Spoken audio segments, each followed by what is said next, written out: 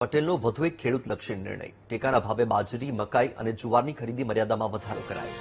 કૃષિમંત્રી જીતુ વાઘાણીએ સરકારના નિર્ણયના વખાણ કર્યા. ટેકાના ભાવે બાજરી, મકાઈ અને જુવારની પ્રતિ ખેડૂત ખરીદી મર્યાદામાં વધારો કર્યો. હવે પ્રતિ ખેડૂત 175 મણ બાજરીની ખરીદી થશે. ખેડૂતો પાસેથી 125 મણ મકાઈની ખરીદી કરવામાં આવશે. પ્રતિ ખેડૂત જુવારની 85 મણની ખરીદી કરાશે.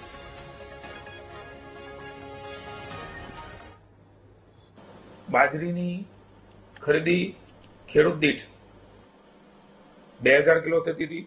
હવે નિર્ણય એ 3500 કિલો ખરીદવાનો નિર્ણય કર્યો છે. એટલે કે 175 મણ એ ખેડૂતની બાજરી ખરીદવામાં આવશે.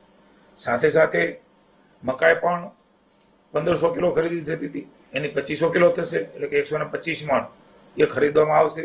સાથે જુવાર 1000 મણ ખરીદાતી હતી, એ 1700 મણ એ ખરીદવામાં આવશે. એટલે કે 85 મણની ખેડૂત ખરીદી એ ખેડૂતોના હિતમાં માનનીય મુખ્યમંત્રી ભૂપેન્દ્રભાઈના માર્ગદર્શન નીચે માનનીય વડાપ્રધાનશ્રીએ MSP પ્રાઇસ જે પ્રકારે ખેડૂતોના હિતમાં